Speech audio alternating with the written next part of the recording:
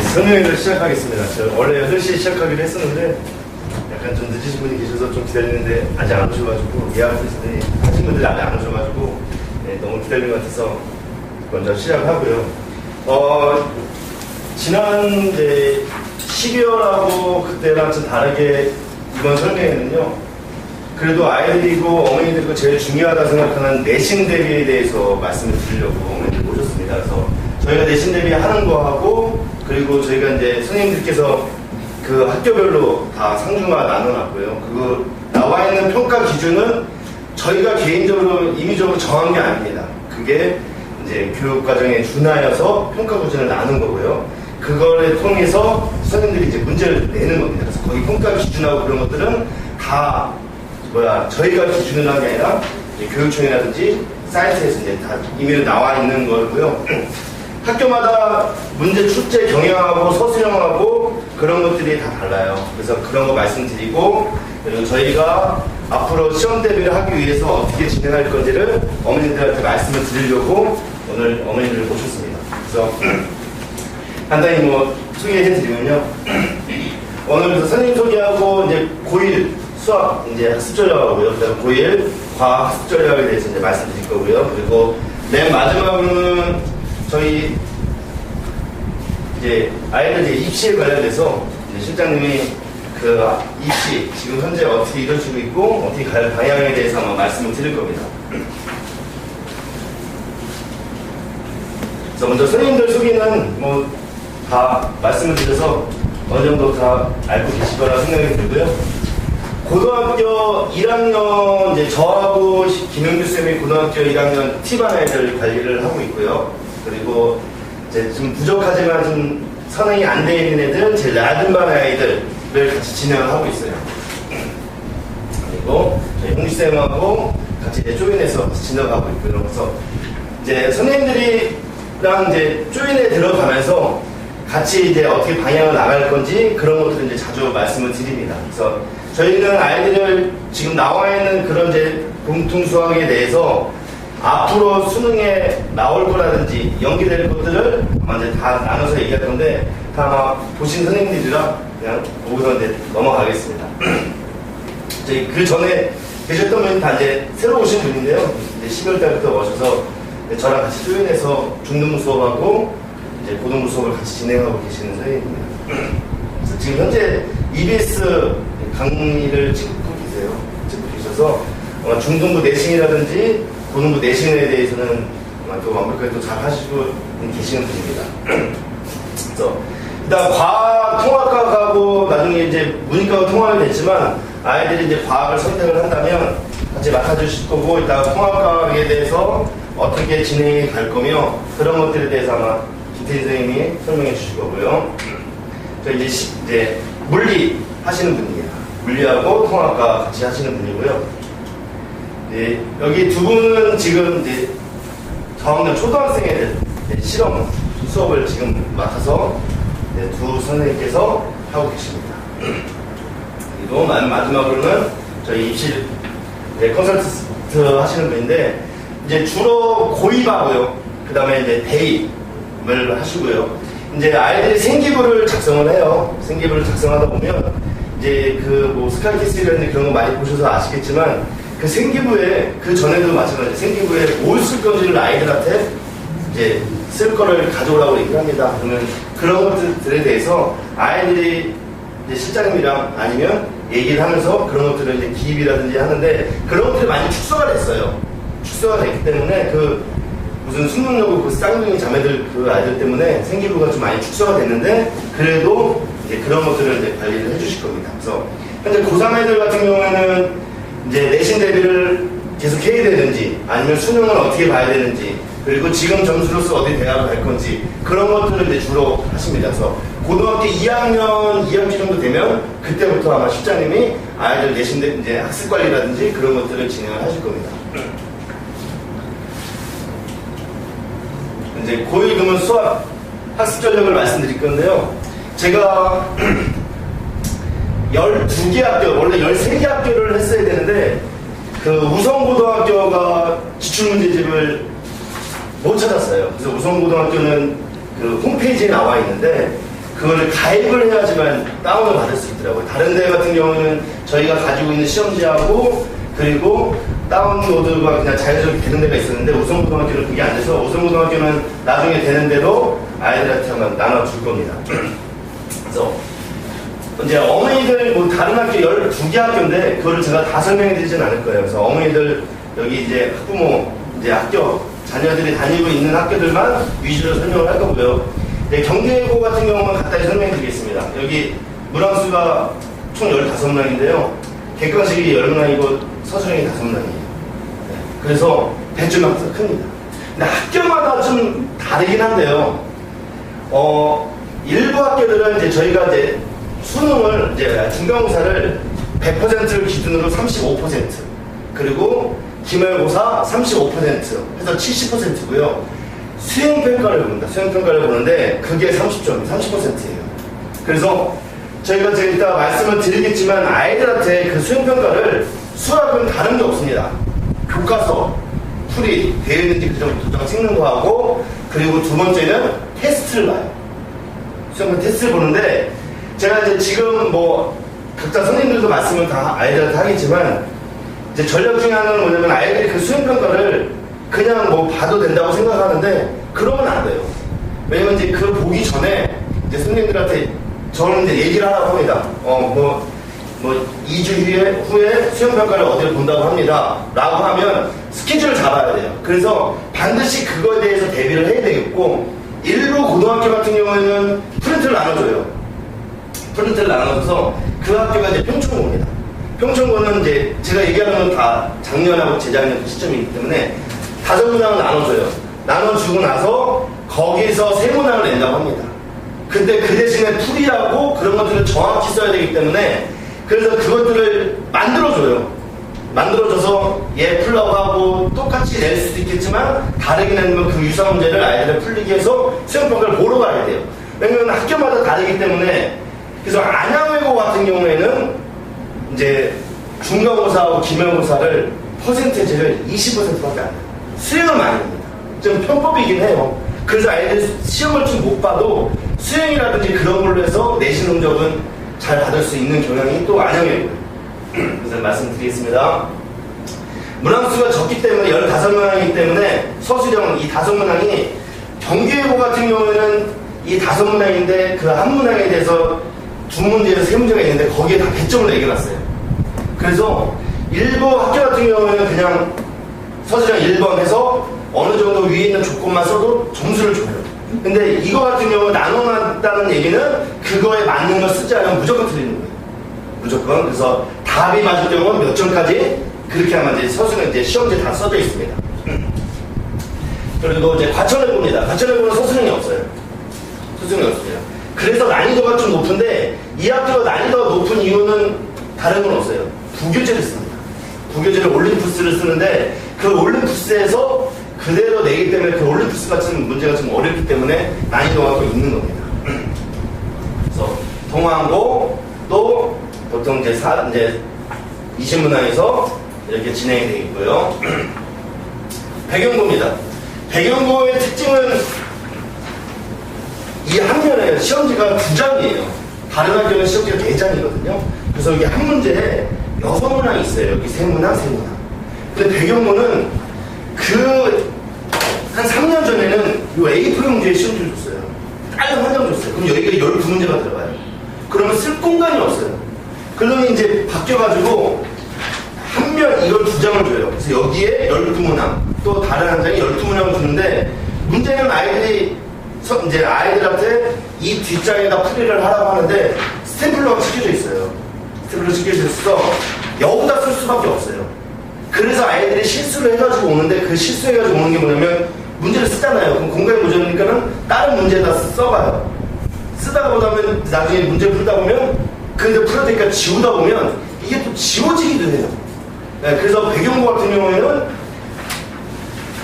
그런 게 조금 단점입니다. 그래서 이제 그런 것들을 이제 아이들한테 시험 보기 전에 시험지가 이거니까 주의해야 된다. 그리고 주의해야 된다. 그리고 요령이라든지 그런 것들을 다 이제 아이들한테 다 알려줄 거예요. 그래서 문항수는 이제 23문항이고요.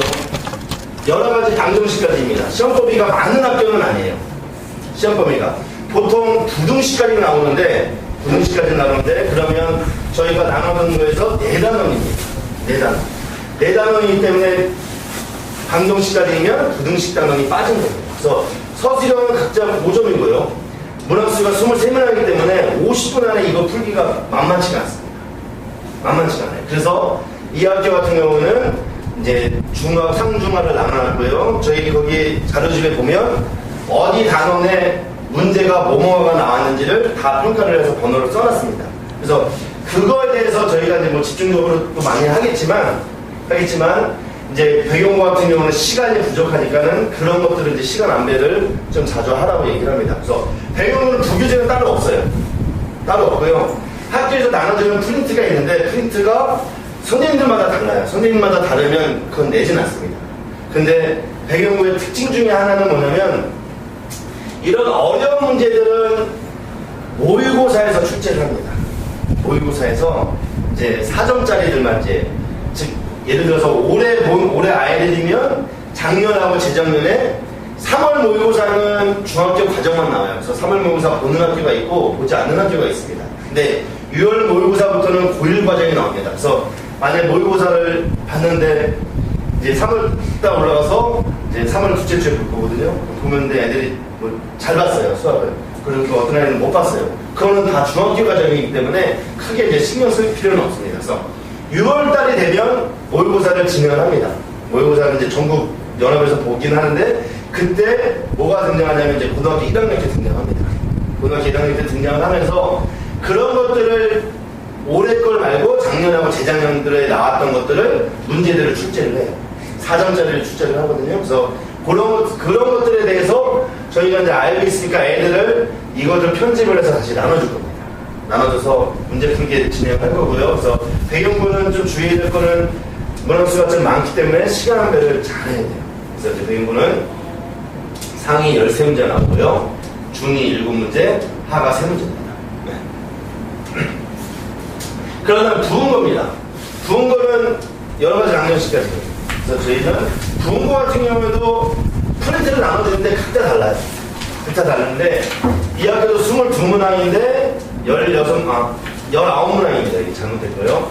16문항, 13문항에서 19문항이에요. 그게 많지는 않은 거예요. 네, 보통 18문항. 신성고에 이따 말씀드리겠지만 17문항이에요. 서술형이 4문제인데 하나가 9점이어가지고 서술형 잘못 풀면 36점이 그냥 날아가는 겁니다. 그래서 근데 부은 거 같은 경우에도 점차 문제를 보면 선생님들이 얘기를 해줘요. 먼저 블랙라벨이 국교재로 선정한 학교가 있고 이제 중점 학교가 있어요. 이제 과학 중점이어가지고 과학반은 뽑아요. 심화반이라고 해서 뽑긴 하는데 이제 학년마다 좀 다르긴 해요. 저희 지금 현재 고3이 된 부은 거 있는 아이들은 그 심화반, 그 과학 중점반을 좋아합니다.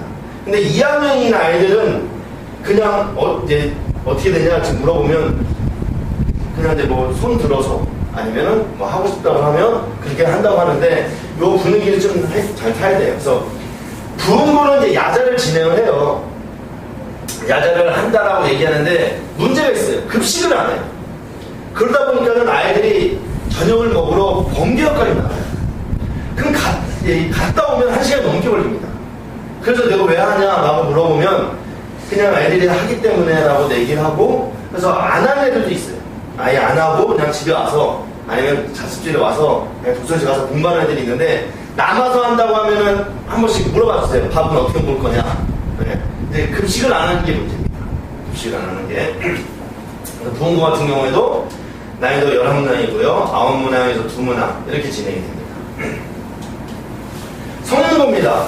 이게 좀 잘못된 진술 중에 하나는 뭐냐면 이 성문고인데요. 아이들이 성문고 시험이 쉽다라고 생각을 많이 하더라고요. 쉬운 학교라고. 근데 예전과 좀 다릅니다. 시험 범위가 다항식 연산부터 부등식이에요. 다른 학교는 여기 여러 가지 방식 5번까지인데 이제 시험 범위가 좀 많아요. 그리고 다항식 연산이 1번이 이게 아주 쉽거든요. 그냥 연산이니까 덧셈 뺄셈만 하면 돼요. 그런 것들이 출제가 안 됩니다. 그리고 25문항인데 성문고 같은 경우에 조금 이제 모르겠습니다. 그 학교에서 이건 제 개인적인 생각인데 시험지 문제를 보면 이제 신성고라든지 안양고라든지 배경고 같은 경우에 특징이 있어요. 시험지 특징이 뭐냐면 얘네들이 앞으로 고등학교 1학년 공부를 해서 2학년, 3학년이 돼서 수능을 볼 때 도움이 되는 단원이면 조금 어렵긴 나요. 근데 이게 고등학교 1학년에서 배운 내용이고 이지만 2학년 때하고 3학년 때 수능에 나오지 않는 단원이면 아예 시험을 안 봅니다. 특히 신성고 같은 경우에는 이제 학교에서 이제 고3 애들이 모의고사를 보면 고3 애들이 이제 6월 모의고사, 9월 모의고사를 봐요. 그러면은 수능이랑 똑같이 시작합니다. 아이들 1, 2학년 애들 학교 안 와요. 딱 3학년 애들만 옵니다. 3학년 아이들만 오고 도시락 수상해요. 그러니까 수능처럼 똑같이 해요. 네. 그냥 그 전에는 한 2년 전에는 3월 모의고사, 6월 모의고사, 9월 모의고사 그 모의고사마다 그렇게 했는데 요즘은 그냥 6월하고 9월만 한다고 하십니다. 그래서 신성고는 잘 가르친다기보다도 아이들한테 그런 배려들을 너무나 잘해줘요. 근데 성공고 같은 경우에는 가끔씩 이 단원이 나중에 시험 문제를 냈을 때 이걸 내가 진짜 잘 알았을 때 2학년 때하고 3학년 때 필요한가 라는 것들이 조금 의심이 되고요. 조금 의심이 되고 그리고 집중적으로 이렇게 다른 데 같은 경우는 문항수가 이렇게 좀 나눠져 있어요. 이 단어는 좀 많기 때문에 쭉 여러 가지를 이렇게 내어 있는데 이 학교 같은 경우는 집중적으로 이렇게 내요. 그러다 보니 그 단어를 모르면 완전히 시험 문제가 어려운 겁니다. 그러니까 상 같은 경우에는 이렇게 하하고 중하고 나눠서 내면 좋은데 그러지 않아요. 그러지 않기 때문에 그리고 서술형이라고 되어 있지만 아이들한테는 거기 시험지에는 서술형, 논술형이라고 되어 있습니다. 서술형, 논술형이라고 되어 있어서 이제 배점은 그렇게 크진 않지만 성문고는 시험이 쉽지는 학교는 쉬운 학교는 아닙니다. 따로 부계제는 없고요. 심화반은 잘 되어 있습니다. 이렇게 뭐 수업을 더 한다든지 관리를 한다는 건 아닌데 아침에 이제 일찍 6시인가 7시쯤에 등교를 해요. 그래서 거기에 자습실에서 공부할 수 있게끔 성문고를 진행을 해놓습니다. 그 다음에 신성고예요. 신성고. 신성고는 17문항입니다. 시험 보면 2등씩까지 많아요. 근데 4문항이 나오는데 9점입니다. 신성고 시험은 어렵기도 하겠지만 계산이 좀 복잡해요. 계산이 좀 복잡하고 또 하나의 뭐 단점이다 장점일 수 있겠지만 신성고 시험지는 다른 학교랑 좀 틀려요. 이렇게 반이 여기에만 문제가 있어요. 여기 프레스 수 있게끔 해놨습니다. 한 문제에 4문항에서 5문항 나오거든요. 그래서 이제 신성고 아이들이 이제 시험을 보고 나면 물어보는 게 있어요. 선생님, 제가 서술형부터 풀어야 됩니까? 개까지부터 풀어야 됩니까? 라고 물어봅니다. 근데 그게 문제가 뭐냐면 가끔씩 아이들이 생각하기에 1번부터 5번까지는 쉽다고 생각하는데 1, 2번을 어렵게 돼요. 그럼 아이들이 위축이 돼요. 갑자기. 그러다 보면 와, 뒤에 가면 갈수록 얼마나 어려울까 라는 생각에 아이들이 쉬운 게도 막 당황이 납니다.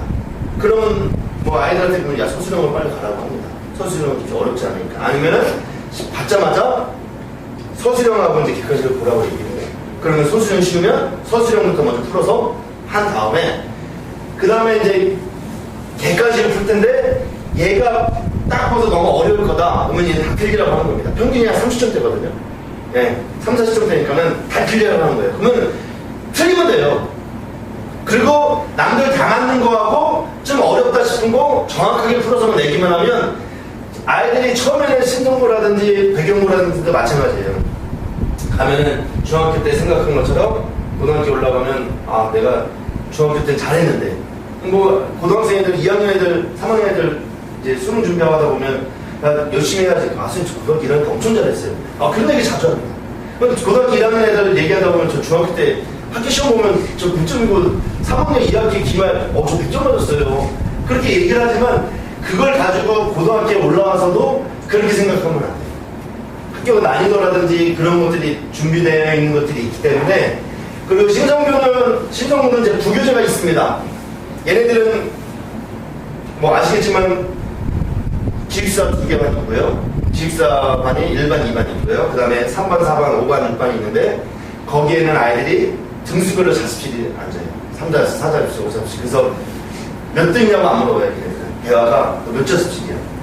라고 물어봅니다. 그래서 이제 그런 게 있는데, 뭐 기숙사 들어간 애들은 기숙사 너무 학교에서 너무 편애한다라고 하는데, 그러면 너도 기숙사 들어오라고 얘기하고, 기숙사 못 들어가는 애들은 열심히 해서 들어가려고 얘기는 하고 하기 때문에 이제 신정부는 이제 그런 경향이 좀 없지 않아 있어요. 안양여고입니다. 안양여고는 그냥 넘어가겠습니다. 어머니들이 안 계셔가지고 저희 안양여고 애들이 있긴 한데 그냥 넘어가겠습니다. 안양여고입니다. 안양여고는 시험 범위가 2차 구등식까지예요. 네. 그리고 15문항하고 8문항인데 서답형이 있습니다. 이 서답형은 뭐냐면 서술형인데요. 답만 쓰는 거예요. 답만 쓰는데 그 문제가 빈칸 넣기도 있고요. 빈칸 넣기도 있고 뭘 풀어라도 있습니다. 근데 보통 객관식이 15문항이고 서답형이 8문항이면 많은 거예요. 이게 다 주관식이라고 생각하시면 되는데요. 이렇게 되는 계기가 있어요. 안양여고에서는 점점점 안양여고가 시험이 난이도가 아이들이 외고가 수학 시험을 안 보고 영어 시험만 봐서 영어를 기준으로 해서 그 전에는 이 안양여고는 부교재를 사용하는데 그때는 아셀 실력이라는 부교재를 사용을 했어요. 그러더니 아이들이 힘들어하니까 센이라는 교재를 바꿔갔습니다. 그러더니 그 센도 어려우니까 라이트 센으로 가야 돼요. 그러니까 난이도가 교재 난이도가 점점 줄어들고요. 줄어들고 이 서답형이 나오게 된 이유는 조금 시험 문제가 어려운 경우였어요. 근데 이제 몇몇 부모님이 이제 항의를 하는 거죠. 그 중에 하나는 뭐냐면 객관식이 나와 있는데 저는 진짜 열심히 공부했어요. 근데 열심히 공부했는데 시험 문제가 어렵거나 제가 못해서 많이 틀렸습니다. 근데 어떤 아이는 제가 보기에는 공부를 별로 안 하는 것 같은데 찍어서 많이 맞았어요. 그래가지고 어머니들이 이렇게 얘기를 하는 거죠. 이렇게 되면 시험에 대해서 이 변별력이 있냐. 그래서 아이들 이제 다음부터는 그런 객관식 문항을 줄이고 서답형 문제로 숙제를 하겠다고 해서 이렇게 이제 문제가 변한 겁니다. 그래서 외고 같은 경우에는 안양여고 같은 경우는 사실 생기부 같은 걸 잘 정리를 해줘요. 정리해줘서 아이들 활동이라든지 그런 것들이 많이 잘 해주기 때문에 부교재는 당연히 있고요. 부교재는 있고 그 부교재에서 어느 정도 출제한다고 얘기하고요. 근데 부교재를 다 믿으면 안 돼요. 부교재에서 다 낸다고 했는데 안 내는 경우가 있습니다. 그 학교는 제가 아직 기재를 안 하는데 그 학교가 우성고등학교예요. 우성고등학교는 들어가면 문제집을 만들어줍니다. 문제집을 딱 만들어서 다 모의고사입니다. 다 모의고사입니다. 모의고사 해가지고 애들한테 모의고사 주고 뒤에 답안지가 있어요. 수업시에 설명은 안 한다고 합니다. 근데 여기서 출제를 한다고 해요. 그러면 아이들 다른 거 안 봐요. 여기서 출제한다고 했으니까 기출문제 나눠주는 것 같은 건 안 봅니다. 그래서 여기서 시킨 대로 해요. 그리고 질문도 오고 뭐도 하고 그러는데 딱 중간고사를 딱 하는데 안 내요. 한 문제도 안 나와요. 나왔다고는 하는데 자기가 느끼기에는 체감이 없는 거예요. 그러면 다음에는 이거 안 하냐고 물어보면 안 나올 것 같아요. 그럼 또 내요. 네. 그래서 이제 그걸 아이들이 겪다 보면 그냥 이제 자연스럽게 다 하게 되어 있습니다. 근데 고등학교 2학년 가면은 이제 수능 특강을 내신 데를 책자를 만들어줍니다. 근데 1학년 걸 좀 성의있게 잘 만들어줘요. 모의고사 해가지고 단원별을 만들어주는데 2학년 되면 그냥 수능 특강을 그냥 복사를 해서 줘요. 그 책자를 만들어서 책을 사요. 근데 그러면 아이들한테는 그 고3 수능 2학년이지만 수능 특강 같은 경우를 이제 요거뿐만이 아니라 2018년도 거에 있으면 17년도도 충분히 선생님들이 볼 수 있으니까 그 문제를 이제 추려서 또 나눠줍니다. 그래서 학교마다 다 이렇게 얘기를 해요. 그래서 아이들한테 부교재라든지 그런 거 있으면 이제 가져오라고 얘기하고 안양 같은 경우는 부교재를 만들었는데 답안지를 안 줘요. 그러고서 낸대요. 네. 그러면 제가 이제 그 전에는 그거를 다 애들 풀이를 다 만들어줬어요. 풀이를 다 만들어줘가지고 풀이집을 들어가지고 나눠서 주고 공부하라고 했는데 우성고등학교는 이제 그 문제에 대해서 걔네들이 이제 책자가 나오면 거기서 이제 낸다고 하는데 그거는 다 풀 줄 아셔야 됩니다. 다 풀 줄 알아야 되기 때문에 그리고 점점점 아이들이 이제 상이 많이 나오는 이유는 모의고사예요. 이제 아이들이 모의고사를 많이 안 보다 보니까 교과서하고 모의고사에서 많이 출제를 합니다. 양명고등 없기 때문에 넘어가겠습니다. 인도고등학교입니다. 인도고등학교. 요번에 인도고등학교를 애들 지원을 많이 했어요. 지원을 많이 했는데, 문항수는 2차만 원씩 시험 보기가 아주 좋아요. 아주 적어요. 4단원밖에 안 돼요. 보통 일반적으로 6단원인데, 이 4단원밖에 안 나요. 그리고 문항수도 그렇게 많지는 않습니다. 근데 아이들이 여성문항, 12문항, 한문항에서 조금 쉽게 느껴지긴 해요. 그리고 인도고등학교의 특징 중에 하나는 교과서가 어려워요. 교과서 뒤에 워크북이 있거든요. 그래서 교과서에 진짜 출제가 많습니다. 그래서 평촌고입니다. 네. 평촌고는 특징이 선생님들이 프린트를 나눠줘요. 프린트를 잘 만들어줍니다. 잘 만들어줬는데 문제는 아이들 잘 관리를 못해요. 네. 그래서 4시간마다 나눠주면 아이들이 정리 잘하는 애들은 링제본 해가지고 그걸 딱 만들어놔요. 그러면 이 평촌고의 또 특징이 서술형을 나눠줘요. 수행평가를 본다. 이걸 여기서 나온다. 라고 해서 나눠줍니다. 그럼 거기서 이제 나오는 것들을 이제 풀을 이제 선생님들이 다 만들어줘서 줄 겁니다. 그래서 이 풀을 만들 때는 제가 임의대로 쓰는 게 아니고요. 교과서에 있는 내용에 준하해줬습니다. 왜냐면 평가 기준이 안 되기 때문에 이제 따지러 갈 때도 왜 이거 감점이 됐냐라고 얘기했을 때도 교과서에 준한 내용대로 써야지만 이제 그것들을 이제 가산점이라든지 감점을 당하지는 않습니다. 그래서 평촌고는 시험 문제는 그다음 많이 어렵진 않습니다. 어렵진 않은데 조금 이제 아이들이 공부를 많이 안 하고 있죠. 네. 거의 야자는 진행을 하긴 하는데 거의 이제 아이들이 남진 않습니다. 그러니까 야자를 안 하는 학교는 평촌고 급식 안 하고요. 인도고등학교 급식 안 합니다.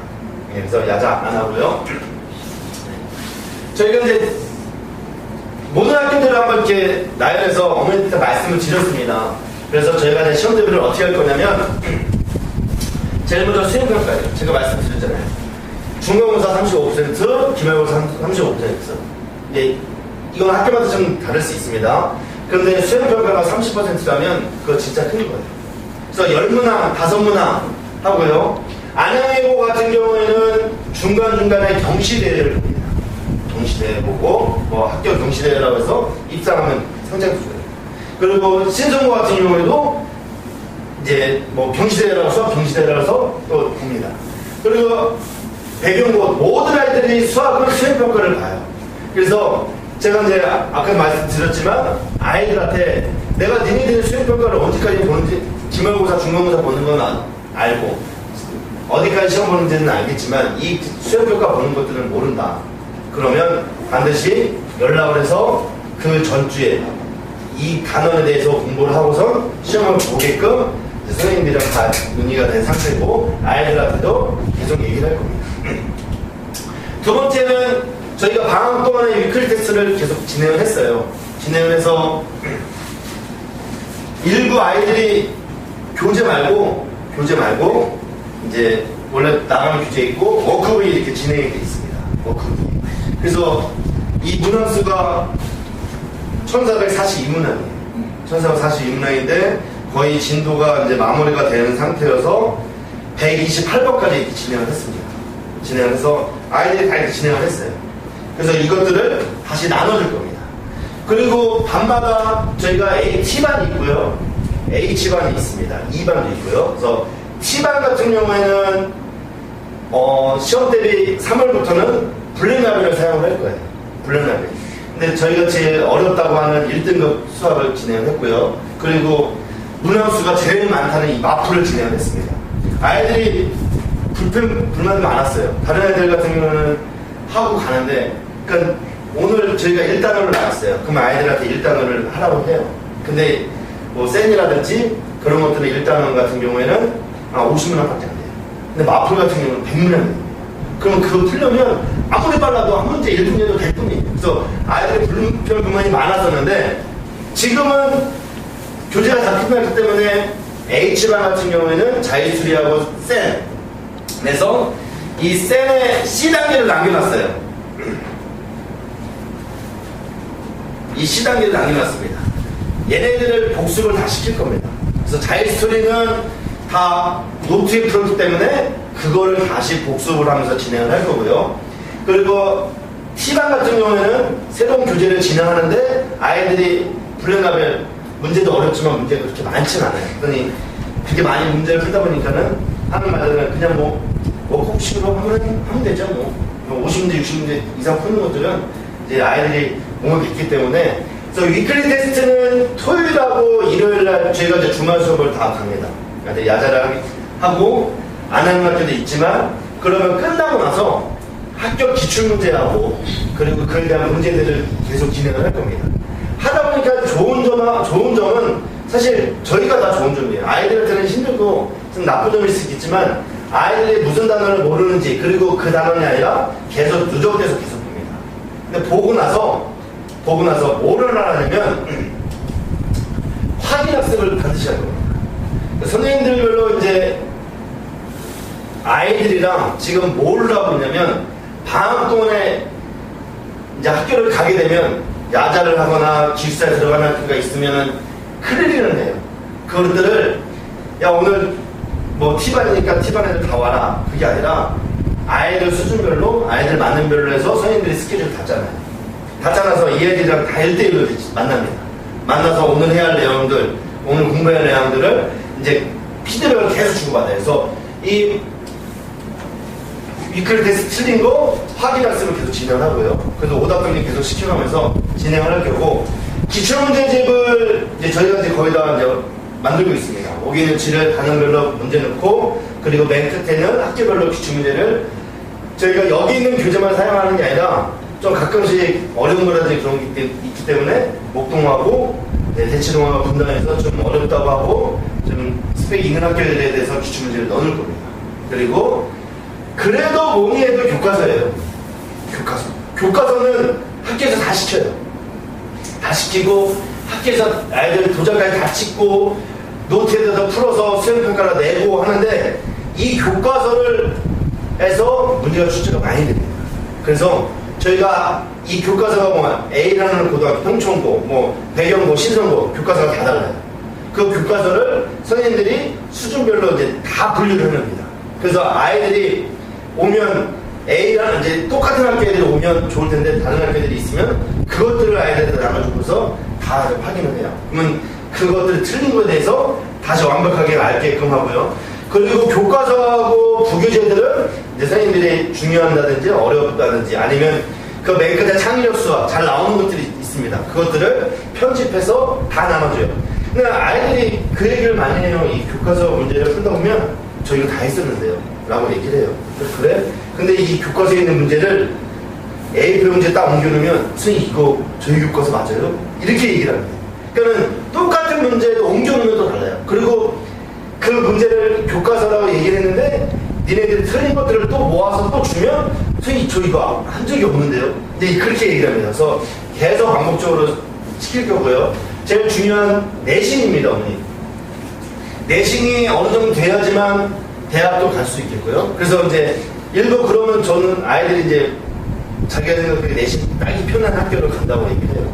그러면 가는 건 좋아요. 가는데 문제가 뭐냐면 내신을 제가 이제 일정대로 맞았어요. 근데 학교가 아이들 공부를 열심히 하거나 그런 학교가 아니에요. 근데 내신을 일찍 맞아서 수시를 쓸 수가 있는데 뭐가 문제냐면 최저를 못 맞춥니다. 오늘 공부를 안 한다. 그래서 뭐가 좋은지 뭐가 나쁜지는 모르겠지만 그래도 아이들이 수능을 근데 배경고 같은 경우에는 정시로 많이 가죠. 네, 시험에 좀 문항성 많고 3학년 아이들 중에 좀 불만 있는 아이들은 자기 얘기겠죠.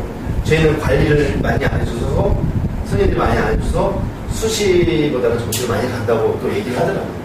근데 학교마다 특징이 있는데 그래도 열심히 잘하고 한다면 아이들이 그 선생님들이 생기면 써주는 거라든지 그런 것들을 유심 있게 많이 봐주고 잘하기 때문에 그래서 저희 이제 1학년 내신 대비는요 수행평가 진행할 거고요. 위클리 아이들 수학시험 전이라 된 전후로 해서 저희가 시험지를 놔두면 아이들이 와서 내면 저희가 다 채점을 해서 점수 기록은 다 해놓습니다. 점수 기록 다 해놓고 그 다음에 기출문제 진행을 할 거고요. 그 다음은 마지막으로 선생님들로 맞춘 문제 클리닉을 진행합니다. 네. 이게 아이들이 좋아해요. 그냥 시험 딱 되면 저희 이제 부족한 거라든지 그런 것들이 뭐 숙제 다 해가지고 와 라기보다도 틀린 것들을 선생님들이 각자 담임 선생님들이 있기 때문에 아이들마다 지금 저 같은 경우도 마찬가지고 아마 다른 선생님들도 아이들이랑 지금 이제 주중에 학원 뭐 다니는지 어느 날 쉬는지 또 어느 날 수업이 없는지를 다 얘기를 합니다. 그래서 미리미리 다 진행을 하고요. 첨삭하고 이제 재시험들을 계속 통해서 아이들을 반복적으로 시킬 겁니다. 그래서 이제 그 위클리 테스트는 저희가 이제 예를 들어주는 건데요. 2시 4시 40분에 끝나면 매주 이제 전후에서 학교 테스트하고 위클리 테스트를 이제 그 4시 20분에 끝나고 나서 수업, 다른 학원이 있다든지 수업이 있는 아이들은 그 전후로 해서 보고요. 만약에 그것도 안 된다고 하면은 뭐 수업 전 일찍 온다든지 아니면 평일에 시간이 될 때 해서 반드시 보게끔 할 겁니다. 보게끔 해서 같이 진행해 나갈 겁니다. 제가 준비한 거는 여기까지입니다. 그래서 이따가 맨 마지막에 제가 질문 한번 받고요. 네, 통합과학에 대해서 잠깐 설명해 드리겠습니다.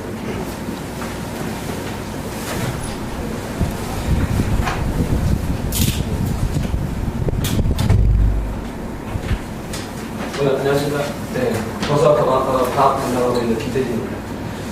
네, 제가 담당하고 있는 고등부 과학은 화학 생명 파트고요. 네, 지금 현재 저희 학원에서 예비 고일 학생들은 통합과학 반도 있고, 그 다음에 화원 선행 반도 있고, 지금 물리원반을 하고 있는 학생들도 있어요. 그래서 일단은 제가 오늘 설명의 포커스는 이제 이번 가장 이제 중요한 게 내신이잖아요. 그래서 내신 대비를 어떻게 진행을 할 건지 거기에 이제 포커스를 맞춰서 말씀을 드릴 건데, 현재 제가 오늘 참석하시는 어머님들께 명단을 보니까는 제가 이제 수업하고 있는 학생들 어머님들 계셔서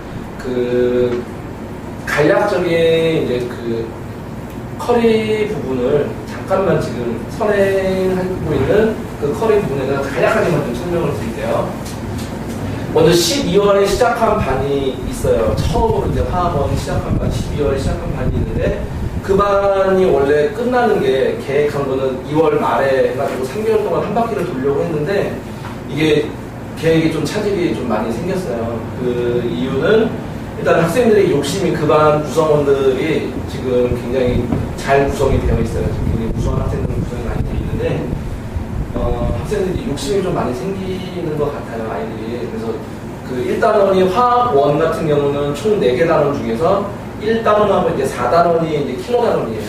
제일 어려운 단원인데 아이들이 1단원을 좀 많이 힘들어 했는데 괜찮아? 힘들어도 괜찮아. 어차피 한 바퀴 더 돌 거야. 그때는 심화해서 할 거야. 라고 넘어가려고 했는데 아이들이 굉장히 이제 자기들도 할 수 있어요. 라고 얘기를 하더라고요. 그래서 심화 문제를 한번 해보면 안 되나요?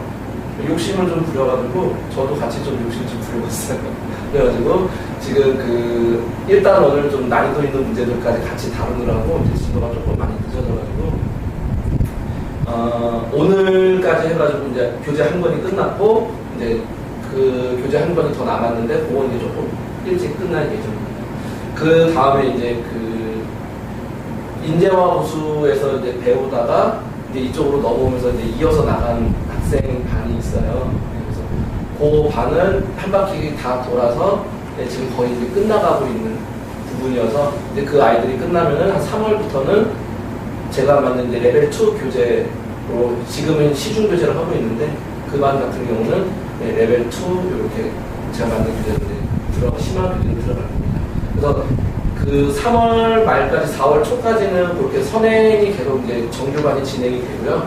그리고 그 정규반 같은 경우는 4월이 되면은 내신 대비 반으로 전향이 될 겁니다. 그리고 3월에 내신 대비 통합과학 내신 대비 반 정규반이 오픈이 될 거고요. 현재 지금 진행 상황은 그렇게 되고 있습니다. 그래서 이제 고1 과학 이제 예비 고1 학생들한테 가장 중요한 게 이제 1학년, 2학년들한테 내신이죠. 그래서 일단 저 이후에 이제 저희 컨설팅 선생님께서 실장님께서 이제 말씀을 해주실 건데 결국은 저희가 내신으로 대학을 가야 돼요. 그러니까는 내신이 보통 이제 3등급 되는 아이들은 신성고 아이들 같은 경우는 전 이미 끝났어요. 수시로 갈 거예요. 남자는 수시죠. 이렇게 얘기를 하는데 고3인데 3등급이면 어쩔 수가 없어요. 고3인데 3등급이면 어쩔 수가 없는데 우리가 보통 2등급 후반대까지 간다라면은 내신을 좀 많이 챙겨야 돼요. 그래서 2등급 초반이나 1등급 후반까지는 끌어올려줘야 돼요. 그래야지 우리가 갈 수 있는 대학들이 훨씬 더 스펙트럼이 다양해지기 때문에, 그래서 그 시작이 고1 중간고사인데 굉장히 저희가 신경을 많이 쓰고 있는 시험이기도 해요. 거기에 대해서 먼저 설명을 드리는데, 제가 이제 조사한 학교는 근처, 이제 제가 실제 작년에 그 수업을 했던 아이들 중에서 이제 시험지를 저한테 가지고 와서 다른 데도 분석하지는 않고 제가 가지고 있는 것만 분석을 했어요. 그래서 부흥고, 군포고, 신성고, 안양여고, 양명고, 평촌고 이렇게 있는데, 배경고가 빠졌죠. 배경고하고 지금 성문고, 우성고 이 세 개 학교가 좀 빠졌는데, 배경고는 솔직히 여기다 제가 이제 분석하는 것 자체가 시험지도 있긴 한데 여기다 집어넣는 게 좀 무의미해서 집어넣지는 않았어요. 배경고 같은 경우는. 왜냐면은 배경고는 제가 요 근처 주변에 있는 학교 과학생들, 이제 웬만한 선생님들은 이제 국립 말고는 국립 선생님들 이제 바뀌니까 이제 사립 선생님들은 웬만큼은 이제 제가 이름을 보면 이제 알아요. 물론 그 선생님들하고 교류는 없지만은 이제 오래 지내다 보니까, 오래 이제 그 수업을 하다 보니까는 그 선생님들 어떤 스타일이라든지 이런 것들을 알겠는데, 배경고 선생님을 제가 제일 좋아해요. 물론 배경고 선생님들은 저를 모르세요. 근데 저는 배경고 선생님들 굉장히 좋아해요. 이유는 선생님들은 그 배경고 과학 선생님들은 굉장히 칼 같으세요. 진도를 나가는 부분이나 아니면 시험 범위나 이런 것들이 정말 그 통합과학 전체 과정이 있으면은 이거를 4등분을 해서 매 시험마다 1학기 중간기말, 2학기 중간기말 매 시험마다 4분의 1씩 칼같이 끊어요. 그래서 안 배우는 부분 없이 다 가르칩니다. 근데 이렇게 하는 학교가 없어요, 주변에. 선생님들이 통합과학이 워낙에 이제 중구난방 걸어져 있다 보니까는 뭐 여기 수업하시다가 여기 하시다가 뭐 여기 빼먹고 여기는 그냥 패스하고 이런 부분들이 굉장히 많은데, 배경고 선생님들은 이제 그런 부분이 없어요. 다 칼같이 진행을 하십니다. 그리고 선생님들이 굉장히 그 자료나 이런 것들을 배경고 선생님들은 학생들한테 굉장히 잘 주세요. 굉장히 잘 줘서 아이들이 시험 한번 볼 때마다 가져오는 프린트의 양이 한 요 정도 돼요. 20, 30장은 넘어갑니다. 근데 다행인 거는 그 프린트에서 문제가 다 나와요. 그래서 배경고 아이들은 학교 수업 열심히 들어야 되고, 수업 시간에 선생님이 하는 말을 판수하는 내용이 아니라 선생님이 말씀하시는 걸 잘 적어놔야 돼요. 그래서 그거 빼먹지 말고 적어놔야 되고, 프린트 빼지 말고, 프린트에 이제 빈칸 넣기가 있어요. 거기 선생님들이 수업 시간에 다 불러주시는데, 이제 그거, 진실이 중요한 건 아니에요. 내신 같은 경우는 학교 선생님이 짱이에요. 이게 답이야. 이게 답이에요. 어쩔 수가 없어. 이거는 뭐 교육청에 신고해야 돼요. 뭐 이런 다 필요 없어요. 그러면 무조건 선생님 수업 시간에 열심히 듣고, 모르는 내용이 있으면은, 뭐 수업 시간에 질문을 해도 되고, 학교 수업 시간에 질문할 분위기가 아니면은 학원에 와서 질문을 하고, 무조건 선생님하고 좀 친하게 지내야 돼요. 특히 이제 배경고 선생님들 같은 경우는 그런 것들이 이제 굉장히 칼같이 쳐가지고, 프린트 준비 잘 해놓고, 그러면 저희가 내신 대비 기간 동안에 그런 프린트들을 다 저희가 한 번씩 다 정리를 해줍니다. 그래서 배경고 같은 경우는 그렇게 되고요. 그 다음에 군포고 같은 경우는 이제 여기 이제 단원별 출제율인데요. 여기 보시면은 시험 범위가 1-2단원까지의 시험 범위가 1-2단원까지인데, 1-1의 출제율이 굉장히 높게, 지금 해상도가 좀 낮아져가지고 잘 안 보이는데 83% 정도, 80% 정도 이렇게 됩니다. 저는 이게 1-1 출제율이 굉장히 높은데 이게 함정이에요. 왜냐하면은 전체 문제가 30문제인데, 거기에서 1-1 문항이 20문제예요. 3분의 2죠. 근데 1-2 요 전체가 10문항인데, 이따 이제 자세히 말씀드리겠지만 1-2 중에서 중단원 하나밖에 안 들어가요. 중단원이 총 3개나 있는데, 그러면 얘는 중단원이 총 4개예요. 1-1은. 그러면 중단원 4개에서 20문제고요. 얘는 중단원 하나에서 10문제예요. 이 말은 뭐냐면은, 군포고 선생님들 같은 경우는 시험 문제 출제 경향이 최근에 배운 내용 위주로 내신다는 거예요. 최근까지 배운 내용. 그래서 골고루 공부하되 선생님이 최근에 시험 때 다가와서 강조한 부분이 뭐냐, 이게 시험 문제에 나온다는 거죠.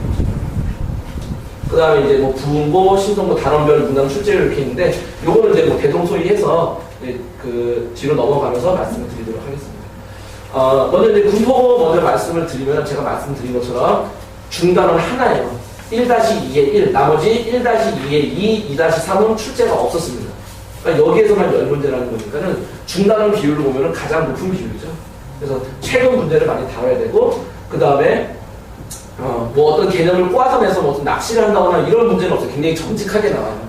분포고 선생님들 같은 경우는. 그래서 대비를 할 때 개념 위주의 어떤 그 유형, 여러 가지 유형을 많이 풀려서 문제에 대한 적응도를 좀 높이는 게 분포고 학생들한테 굉장히 유리하고요. 그 다음에 이제 부분고 같은 경우는 선생님들이 단원별 문항 출제 비율이 거의 똑같습니다. 거의 똑같습니다. 그래서 보면은 세 문제, 두 문제, 세 문제, 세 문제, 네 문제, 다섯 문제, 두 문제 이렇게 돼요.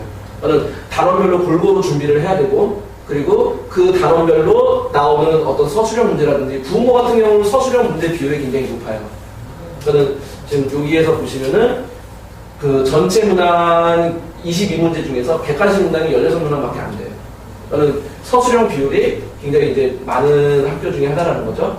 근데 이제 단원별 출제 비율이 비슷비슷해서 골고루 공부를 해야 되고, 그 다음에 서술형이 이게 되게 중요해요. 서술형이보다는 문술형에 가깝다. 그러니까 논하시효예요. 그러니까 좀 답안이 좀 길어지죠. 그럼 이 답안이 길어지면은 뭐가 문제냐면은 아이들이 답안이 길어지면은 논하는 건데, 논술을 하는 건데, 이게 그 모범 답안이 없다라는 거예요. 그러면은 이런 문항 같은 경우는 선생님들이 어떻게 채점을 하시느냐, 키워드가 있어요. 그 문항에, 그 답안에 들어가야 되는 키워드가 몇 개가 있는 거예요. 그래서 그 키워드가 들어가 있으면은 만점을 줘요. 그 키워드가 3개 중에 만약에 뭐 2개로 들어가 있다, 그럼 3분의 2를 주는 거예요. 그러니까 문장을 말끔하게 쓰는 것도 중요하고 다 중요하지만은 핵심적인 키워드가 들어가냐 안 들어가냐 이게 굉장히 중요한 거예요. 그래서 그거 위주로 진행을 해줘야 됩니다. 내신 대비할 때. 그래서 네, 서술형 문제를 많이 풀어보는 게 부분고 학생들한테는 적합하다는 겁니다. 그 다음에 이제 신성고죠. 신성고 같은 경우는 솔직히 이제 좀 그 낚시성 문제가 많다라고 이제 분석이 되는데, 이게 뭐냐면은 아이들이 시험 한번 보고 나면은 신성고 같은 경우는 멘탈이 털려요. 애들이 준비 제대로 안 하는 애들은. 왜냐하면은 정말 그 신성고 과학생들을 출제하는 게 굉장히 그 뭐라고 해야 될까, 좀 나쁘게 얘기하면은 교활하세요. 아이들이 실수하는 부분은 정확하게 꿰고 계세요. 그래서 교과서에 이렇게 있으면은 교과서에 한기중이 누가 봐도 그냥 눈으로 한번 훑고 지나가는 내용, 이런 교과서에 아주 굉장히 지역적인 부분을 출제를 하세요. 그러니까 애들이 시험 보고 나면 아 선생님 이걸 누가 봐요? 이러고 시험을 듣고 와요. 누가 보긴 누가 봐, 니들이 봐야지. 그러면 신성고 같은 경우는 시험 전에 반드시 교과서 정독을 해야 돼요. 선생님들이 교과서에 있는 그런 지역적인 부분을 출제를 하시기 때문에. 그래서 네, 교과서의 내용을 꼼꼼히 읽고 확인하는 전략이 필요합니다. 그리고 그 외에 이제 그런 어떤 그 아이들의 지역적인 부분이 등급을 가르는 거고, 나머지 문제들은 네, 좀 평이하게 나오는 편이죠. 1학년 같은 경우는요. 그 다음에 네, 안양여고 같은 경우 네, 분포고하고 좀 개념 확인 문제인데, 좀 안양여고 같은 경우는 그 선생님들이 지금은 이제 선생님이 이제 좀 바뀌셨는데, 예전에 바뀌기 전에는 수업 시간에 얘기를 안 하시고 교과서에 없는 내용들만 이런 것들을 출제를 하셔가지고 굉장히 힘든 적이 있었어요. 예. 그래서 옛날 기출 문제는 써먹을 수가 없어요. 안양여고 같은 경우. 그래서 이제 최근 것만 써야 되는데,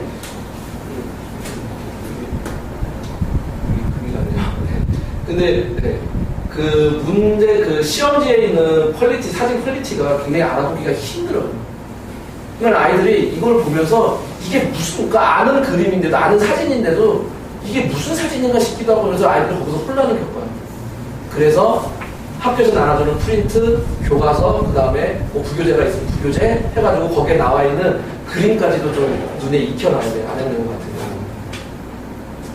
그래서 좀 짧게 좀 단답형 짧게 있는 그런 문제들을 풀어보면서 그림을 익혀가는 그런 방법이 중요하고요. 그 다음에 네, 양여고 같은 경우는 네, 좀 낚시성 문장이 좀 많아요.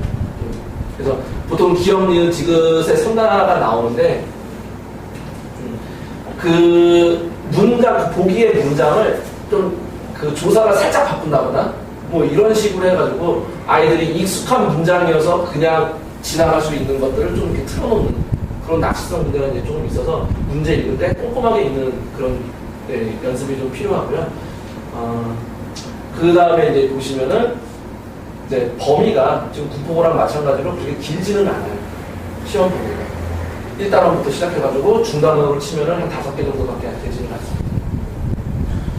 그리고 발언벌 출제 비율이 거의 뭐 비슷비슷하다. 하다라는 거 이렇게 보시면 됩니다. 그 다음에 이제 평총고. 네, 평총고는 전통적으로 앞부분에서 많이 나와요. 평총고.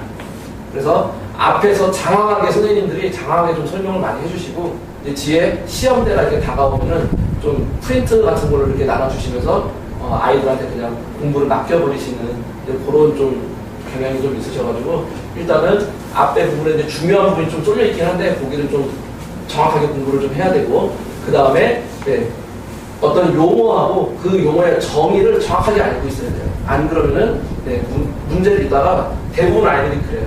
기억, 니은, 디귿 보기가 있으면은 기억 맞고 니은? 니은 잘 모르겠어. 세모. 그 다음에 디귿 디귿 세모. 그러면은 기억 맞는 거 찾아서 다 지워버리고 니은, 디귿 중에서 뭐가 맞지?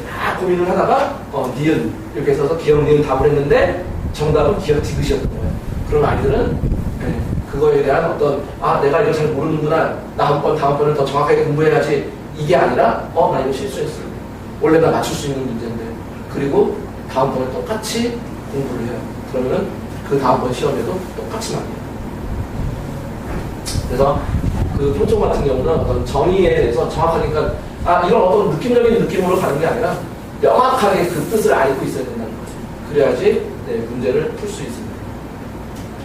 그래서 그 주변 학교에 대한 어떤 중간고사 분석을 저희가 이렇게 하고 있고 학교 특성에 대해서도 네, 선생님들이 굉장히 잘 알고 계십니다. 그래서 내신 대비 때는 아무래도 좀 그 학교별로 거기에 맞춰가지고 저희가 진행을 하고요. 그래서 일반적으로 저희가 내신 대비 진행을 할 때 정규 수업 시간에는 개념 정리를 합니다. 그래서 문제 푸는 시간을 많이 주지는 않아요. 그러니까 과학이라는 과목 자체가 내신 대 특히 통합과학 같은 경우는 정확한 개념을 알고 있어야지 그거를 응용해서 풀거든요. 그러니까 아이들한테 문제집 딱 주고 뭐 프린트 주고 야 풀어. 그리고 나서 풀고 채점해가지고 질문 받고 이렇게 해버리면은 그 학교에 맞지가 않아요. 여러 학교가 이렇게 섞여 있는데. 그리고 시중에 나와 있는 문제집에 비슷한 어떤 그런 유형의 문제가 나오는 것도 아니고. 그렇다고 평가원이나 어떤 교육청이나 이런 데서 나왔던 어떤 그런 기출 문제가 있는 것도 아니고. 그래서 그런 식의 수업은 하진 않습니다. 그래서 정규 수업 시간에는 아이들이 철저하게 개념을 정리할 수 있는 그래서 설명을 좀 위주로 진행을 하고요. 그리고 기본 문제 풀이 정도만 진행을 합니다. 어떤 설명을 네가 어느 정도 이해했니? 아니면 어느 정도 암기하고 있니? 그래서 정규 수업 시간에는 개념 위주로 설명 위주로 진행이 되고요. 그 다음에 이게 이제 굉장히 중요합니다. 아이들한테 호응도가 굉장히 높은 건데요. 확인학습 시간이라는 게 이제 뭐냐면은 일단은 통합과학 같은 경우는 암기해야 되는 부분이 어느 정도 있습니다. 예, 물론 그 앞부분에서 계산해야 되는 문제도 어느 정도 있긴 하지만은 암기가 필요한 것도 상당수 많습니다. 그래서 이 암기를 개념을 암기해야 되는데 요즘 아이들이 암기하는 거 정말 싫어해요. 특히 사회 과목도 아닌 과학을 암기하는 건 더 힘들어요. 용어 자체가 힘들기 때문에. 그리고 내용의 그 연결고리가 제대로 안 연결돼 있으면은 이거는 그냥 글씨 까먹은 글씨고 하얀 건 종인 거예요. 이거 외워봤자 머릿속에 들어오지도 않고 머릿속에 들어오게 외웠다고 해도 이걸 응용해서 써먹을 수가 없어요. 그래서 그런 것들을 암기를 할 때 저희가 이런 식으로 진행을 합니다. 1대1로 문답식으로 진행해요. 선생님하고. 그래서 너 지난 시간에 어디까지 공부했니? 진도 어디까지 나와서 너의 시험 범위 어디야? 그래서 그럼 너는 여기서 어디까지? 뭐 어떤 거 이런 걸 외워와. OX 이런 거 해갖고 와. 그러면은 해갖고 와서 순차적으로 한 명 한 명. 시간이 좀 오래 걸려요. 시간이 좀 오래 걸리는데 그래도 굉장히 효율적입니다. 그러니까 내신 대비 있어서 암기를 그러니까 저희 그 고등학교 때 공부했을 때 제가 써먹던 방법이에요. 친구랑 둘이 마주보고 서로 물어보고 답하는 거예요.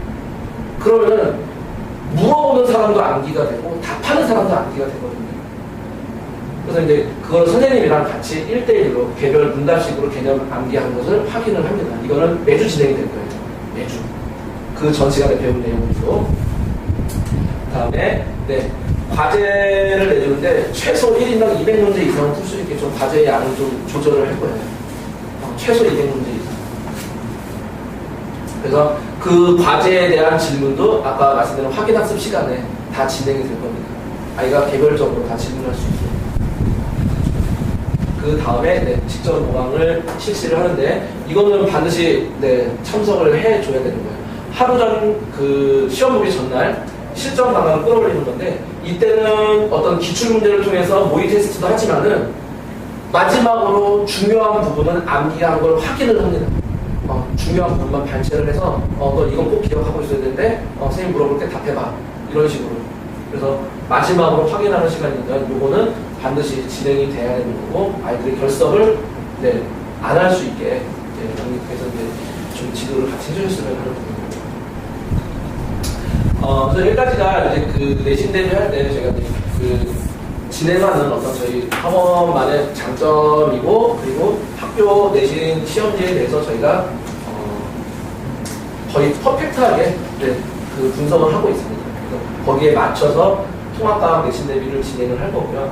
그 다음에 이제 그 1학년 아이들 제가 오늘도 예비고일 아이들 수업을 진행을 했는데 선생님 저 2학년 때 과탐 과목은 내신은 뭐 준비해요? 저 수능은 뭐 볼까요? 애들이 지금부터 질문이 많아요. 왜냐하면은 여름방학이 되면은 2학년 때 예를 들어서 부흥고 과중반이 아니면은 부흥고 과중 같은 경우는 뭐 불화생지를 다 하니까 걔네들은 뭐 선택이 뭐 그게 없어요.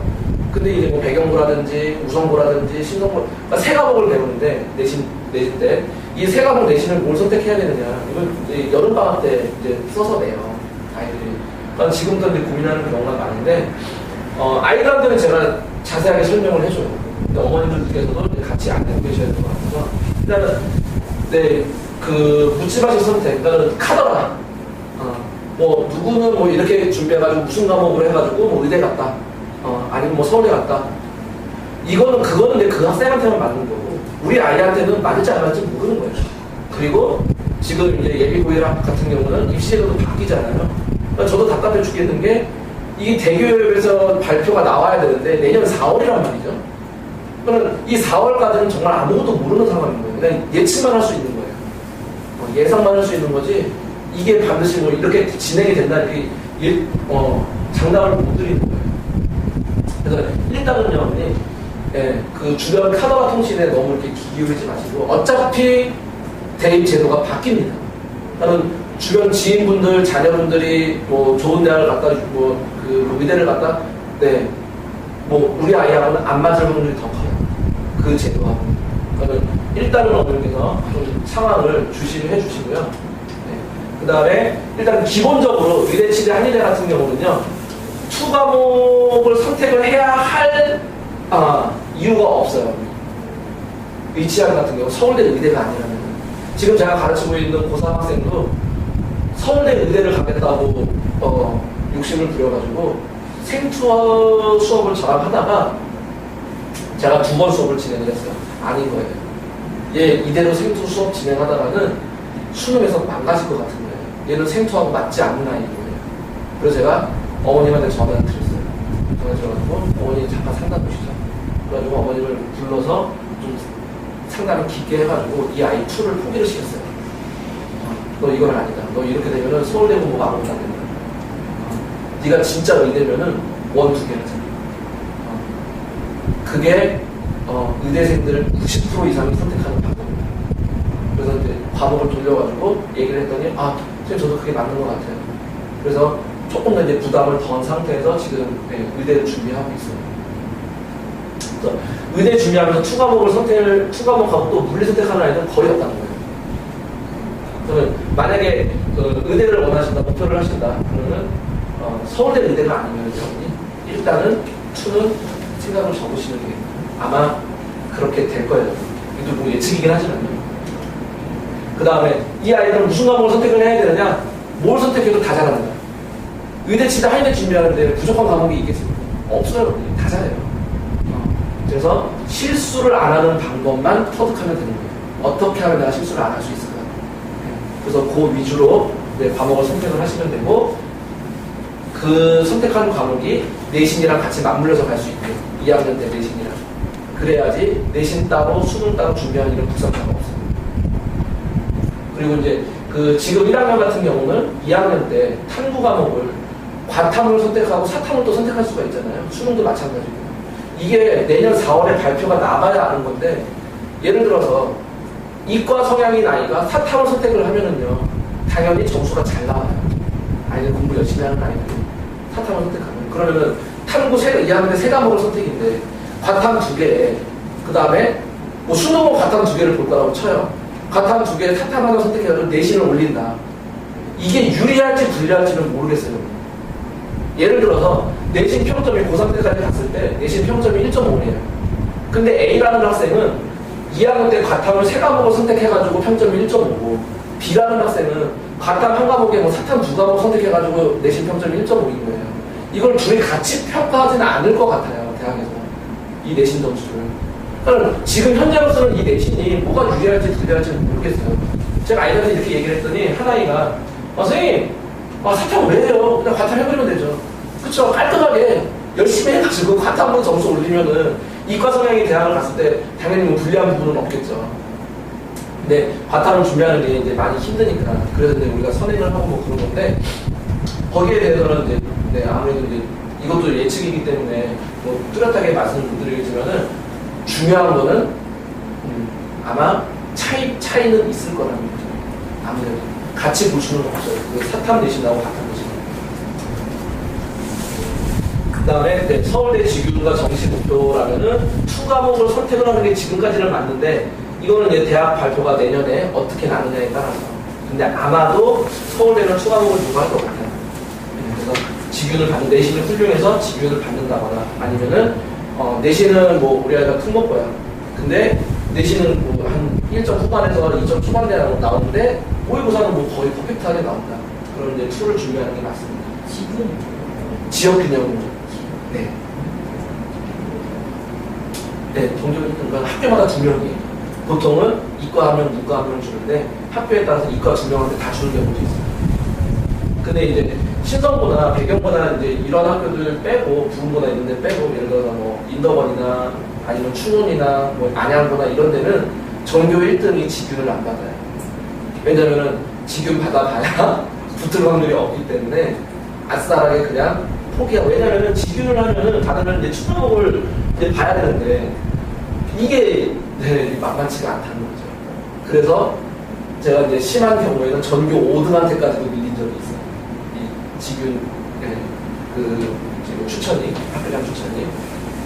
그래서 만약에 이게 목표라면은 내신 퍼펙트하게 가서 우리 학교는 직윤 받으면 예를 들어 신성고 얘네들은 직윤 받으면 100% 가요. 거의. 얘네들 갑니다.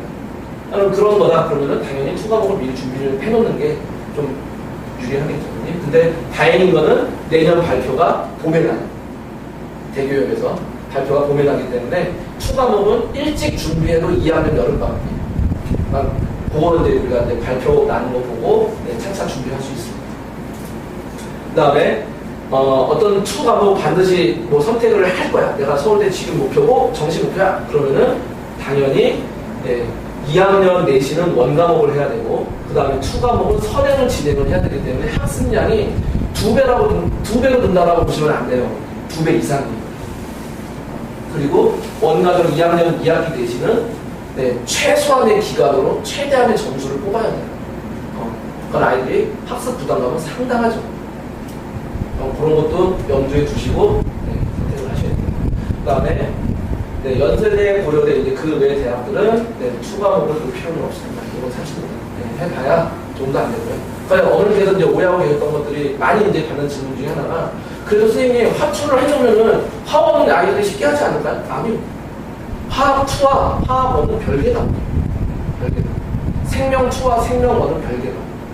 그래서 생명원 잘하던 애가 서울대 직윤 목표로 가서 생명투로 넘어갔잖아요. 그럼 생명원은 몰라요. 못 풀어요. 문제. 다 과목이에요. 완전 별개 과목이라고 보시면 돼요. 그래서 미리 뭐 추가목을 할 필요 사치예요. 아예 손 안 대는 게 좋아요. 그냥 내신방 내신을 하려면은 어차피 해야 되는 거 아닌가요? 내신만 그냥 유치만 하면 되기 때문에 3학년 내신, 추가목 내신은 그렇게 어렵게 안 나와요. 신성고조차도 내신이 어렵다고 소문난 신성고조차도 추가목 내신은 어렵게 안 나옵니다. 그리고 배경고 같은 경우는 예전에는 한 재작년까지만 해도요 추가목 시험이 없었어요. 3학년에서 수업 시간 표에는 있어요. 뭐 화학도 생명도 있지만은 그 시간에 원을 해요. 그리고 시험도 원을 가요. 투 공부하는 애는 어차피 전교에 한두 명이에요. 그럼 니네 따로 못 해요. 굉장히 합리적이죠. 뭐 그 서울대가 아니라면요 추가목은 그냥 내신 정도만. 저희도 그래서 지금 현재 3학년 같은 경우 내신을 챙겨야 되는 아이들이 몇몇 있어요. 서울대는 아니지만 그 아이들은 제가 아이들한테 얘기를 했어요. 상담 미리 받아라. 그래서 이따가 이제 들어오시는 그 입시 컨설팅 선생님하고 상담을 애들 다 시켰어요. 제가 강제로 다 시켜서 제가 물어봐요. 시장님한테. 시장님 얘는 내신 준비 해야 되나요? 얘 누구누구 해야 되죠? 그래서 제가 다 빼고 있어요. 지금 제가 가르치는 3학년들 내신 준비해야 되는 아이들, 내신 준비 안 해도 되는 아이들 제가 다 빼고 있어요. 그래서 이 아이들 내신 준비해야 되는 아이들 보통 1점대 아이들하고 2점 초반대 아이들, 근데 이 아이들 제가 이제 다 데리고 내신 준비 진행을 할 거예요. 3학년. 수능은 툴을 보지 않지만은 내신 준비는 제가 진행을 해줘야 됩니다. 그래야지 3학년 1학기 때까지 점수가 나와서 그거 가지고 대학 갈 거예요. 그런 식으로 진행을 해주면 되기 때문에 네, 이거는 뭐 특별히 신경 안 쓰셔도 될 것 같습니다. 그래서 이제 나오는 게 우주 최강조합 생명직업. 요번에 카톨릭 대학 의대 붙은 데가 있어요. 제 제자 중에 이제 그 녀석이 붙고 나서 와가지고 저한테 얘기 또 해요. 뭐 물론 여러 명이 와가지고 다 얘기를 해주지만은 그 녀석이 이제 선생님 생지 선택은 신의 한 수였어요.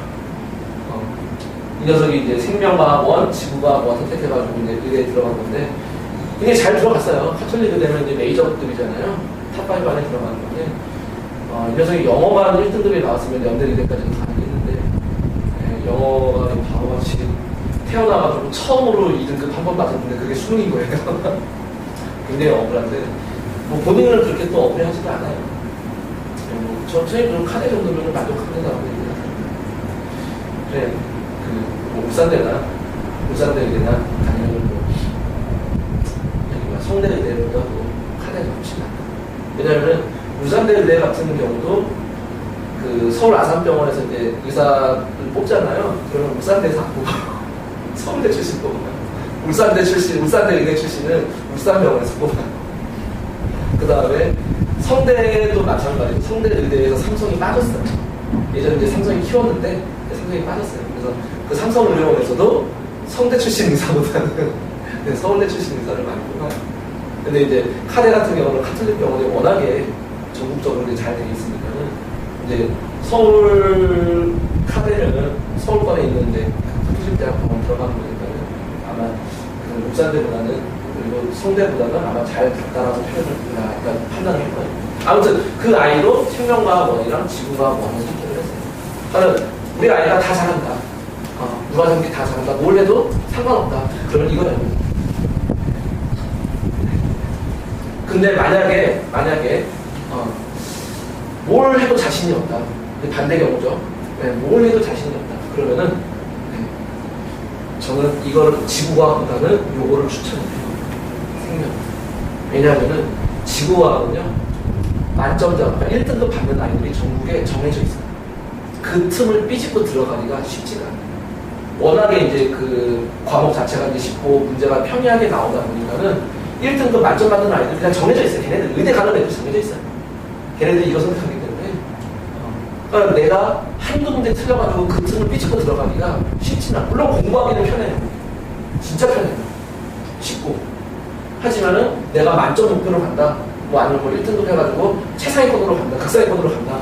그러면은 이미 내가 그 부류에 속해 있는 게 아니라면은 이거를 삐집고 들어가기가 굉장히 힘들다는 거죠. 반면에 이제 생명과학은 지구과학 다음으로 선택 비중이 높아요.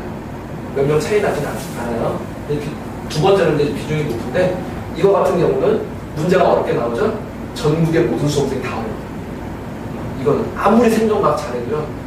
가계도 문제나 이런 것을 한번 꽈서 내버리면 잘하는 아이도 어렵고 못하는 아이도 어렵고. 근데 정말 이제 이렇게 말씀드리면 이제 굉장히 좀 슬픈데 다행이라고 표현을 해야 되나요? 좀 묻지마 선택하는 아이들이 많아요. 생명과학 같은 거. 그냥 암기하면 될 것 같아서. 그래서 밑에 바닥층이 굉장히 두껍습니다. 그래서 시험이 어려워서 내가 점수가 떨어져도 등급은 그대로. 더 떨어지는 애들이 있어서. 이 바닥층이 굉장히 두꺼워요. 근데 지구과학은 여차하면 내가 바닥층 완충지대 역할을 내가 할 수도 있어. 그래서 워낙에 이제 고득점자들이 많고 그 아이들이 실수하지 않는 이상 만점 나와요. 근데 생명과학은 그렇지 않기 때문에 훨씬 더 이제 만약에 뭐 이것도 자신 없고 저것도 자신 없다. 그러면은 생명과학이 지구과학 다음으로 공부하기 쉬워요. 편해요. 이것도 이제 수학에서 확통이나 이런 거 잘하면 잘해야 되는 거죠. 그래서 요거를 하나 끼고 가시는 게 그나마 유리할 거라고 제가 판단이 들고요. 근데 뭐 이런 거 다 무시할 수 있는 게 점수 좋은 과목. 요거 선택하면 실패는 없습니다. 아무리 내가 생명이 좋아. 근데 점수가 안 나와. 할 필요가 없어요. 지금 현재 제가 가르치고 있는 고3 아이도 처음에 저한테 왔을 때는, 우리 학원 왔을 때는 탐구 과목 선택이 지구과학이랑 물리였어요. 그래서 왜 지구과학이랑 물리냐? 재밌잖아요. 그래? 그러면 선생님은 화학하고 생명이니까는 너 내신 대비면 내가 책임져 줄게. 그래서 이제 2학기 내신 대비까지 이제 제가 다 책임지고, 그 다음에 이제 이 아이가 그 저희 입시 실장님하고 상담을 했는데, 실장님 깜짝 놀라시고, 야, 너 왜 물리하고 지구과학이야? 좋으니까요. 점수가, 물리 지구과학 점수는 20점대 나오고, 화학 생명이 30점대 후반 40점대 초반이 나오는 거예요. 화학하고 생명이. 다 필요 없는 거예요. 자기 좋아하는 거예요. 그래서 급선에 해가지고 겨울방학 시작할 때 급선에서 완전히 지구과학 물리에서 화학 생명으로 완전히 두 과목 다 바꿔버렸어요. 그래서 지금 굉장히 잘하고 있어요. 그 아이는 이제 그 점수 좋은 과목으로 바꿨을 때 굉장히 성공한 케이스가 될 거라는 거죠. 네, 제가 준비한 내용은 여기까지고요. 뭐 궁금하신 점 있으시면 일단 설명이 다 끝나시고, 네, 문의해 주시면 되고요. 그 다음에 제가 이제 계속 광고처럼 말씀드리는 건데, 제일 중요한 시간이 바로 여기입니다.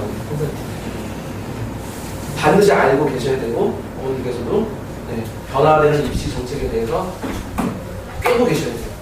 그래야지 아이들하고 소통도 되고, 그 다음에 어떤 계획을 짜실 때 어머니께서도 여러 가지 변수들을 이것들을 어머니께서 다 고려하실 수 있으니까요. 꼭 네, 좋은 시간 만들도록 하겠습니다. 감사합니다.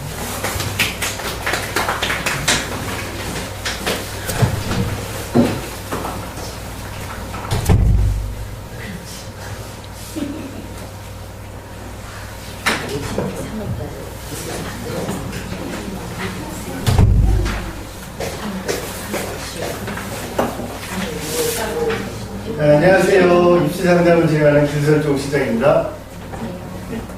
네, 좀 과학하고 과학 도움이 많이 되셨나요? 네. 좀 힘드시겠지만 이제 1시간 정도 좀 넘게 지났는데 제가 최대한 빠르게 핵심만 정리하도록 하겠습니다.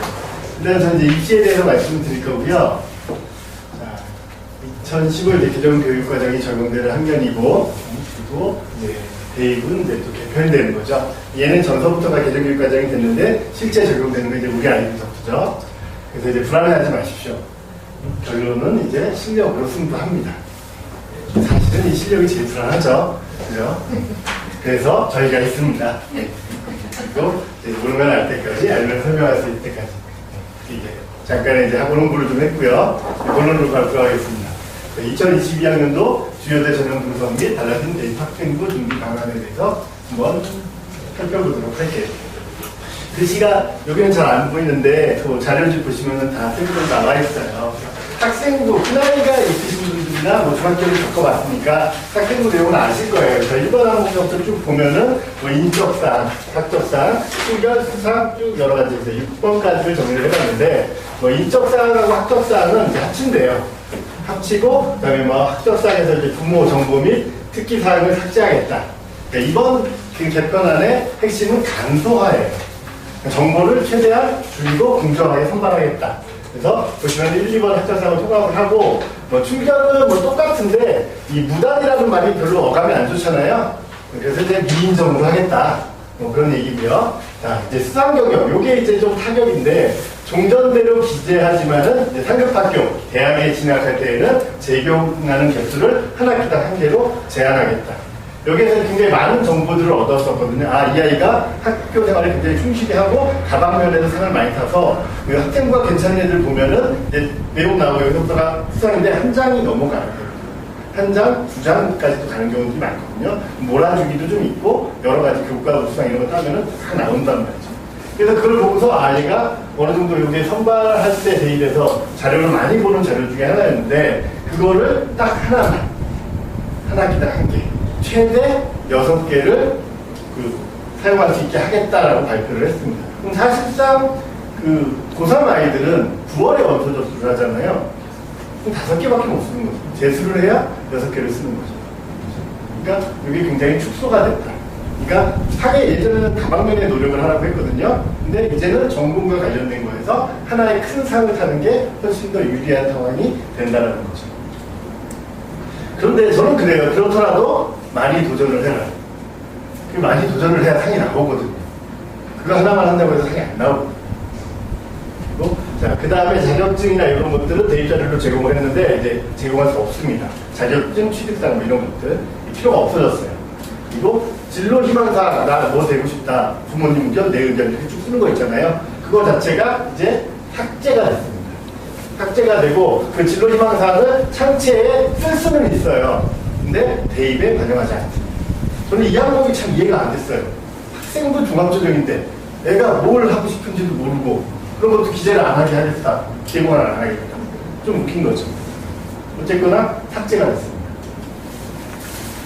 그 다음으로 넘어가면은 봉사활동하고 동아리활동, 진로활동이 되는데 봉사활동은 뭐 실적 및 특기사항이라고 해서 얘가 이 봉사를 뭘 어떻게 했다라는 이런 내용들을 적어줬었는데 이제 특기사항을 미기재하고 필요시에는 행동특성 및 종합 마지막에 쓴 거 있죠.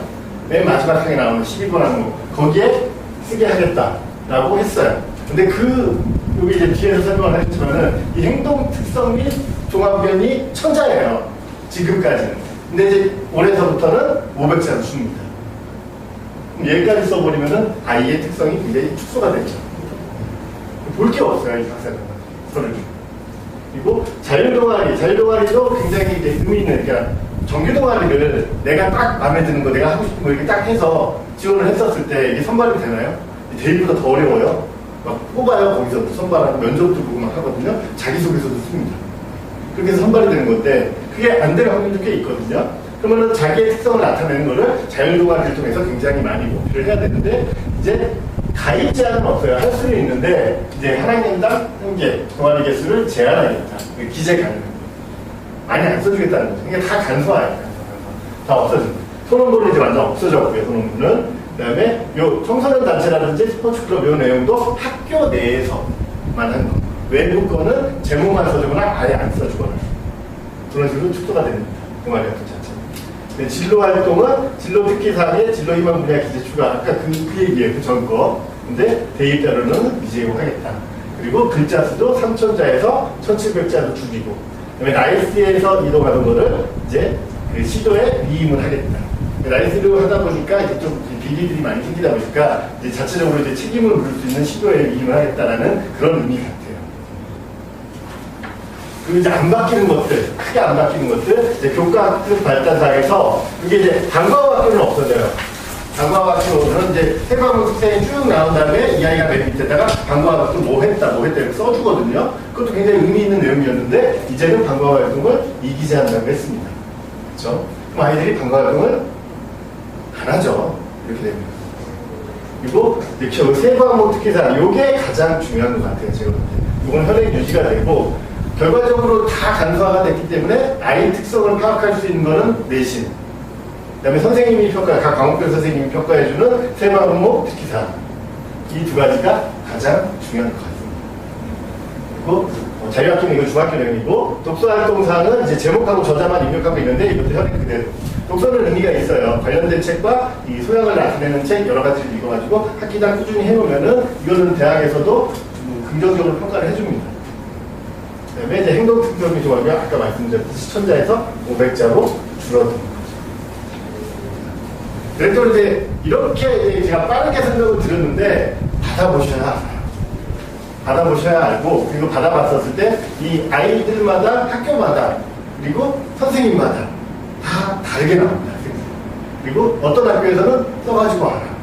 기재해주겠다. 이제 그거를 근본적으로 못하게 하겠다고 이게 지금 이렇게 만들고 있는 거거든요. 근절을 시키겠다고. 근데 솔직히 선생님들이 너무 힘들어요. 그럼 애들 다 어떻게 해요? 이런 수도에 따라서 내가 가르치는 아이들이 그 학교 전학년이 될 수도 있고 1학년만 가르치지도 않을 수도 있고 그거를 다 세과목 특기사는 국가에서 붙여놓기 그렇게 할 수가 없어요.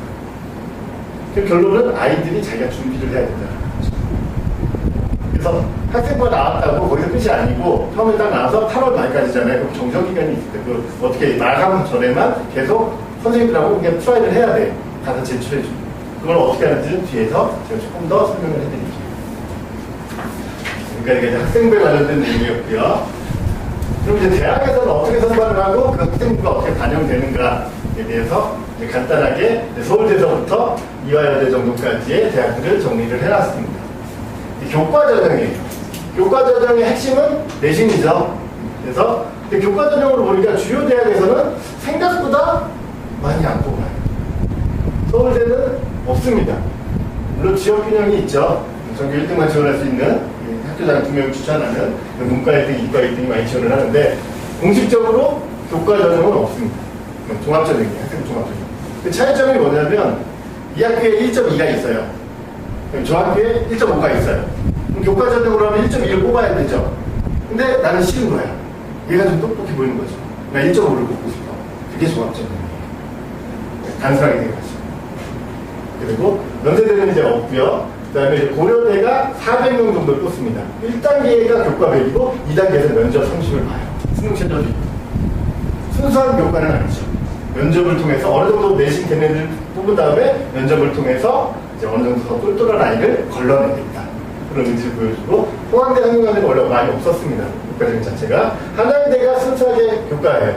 한양대가 순수하게 교과로 288명 정도를 뽑습니다. 중앙대는 두 가지로 나눠져요. 학생부 교과와 학교장 추천. 여기서 교과 60%고 여기 교과 70%. 근데 이 두 차이점이 뭐냐면 교과 70%지만 출결하고 봉사만 30%예요. 그러니까 순수하게 교과라 볼 수 있죠. 왜냐하면 출결 봉사에서는 거의 감점이 없을 거니까. 그러니까 출결이 그래요. 부당교에서 5일 이상 안 하면 된다. 3일 이상 안 하면 된다. 아니면 봉사활동 20시간 이상이면 된다. 학교 잘 다니면 그냥 이거 좀 주는 거예요. 그래서 성적으로만 뽑는다고 보는데 학교장 추천은 서류가 들어갑니다. 학생부하고 장. 그러니까 순수하게 교과는 아니죠. 그리고 경희대 없고, 그 다음에 이제 외대 100%, 신입대 100%, 그 다음에 이대는 면접을 통해서 선발합니다. 각각의 교과 전형이 있어요. 수능 최저가 있는 데가 있고 없는 데가 있죠. 자, 수능 최저가 있을 때와 없을 때의 차이점은 잘 기억해 두셔야 돼요. 자, 요겁니다. 이 학교는 작년에 재작년 2018년도 학생부 교과 전형 평균 점수예요. 수능 최저가 있는 학교, 수능 최저가 없는 학교입니다. 영어 영문학 수능 최저가 있을 때 1.54, 수능 최저가 없었더니 1.16 내신 평균.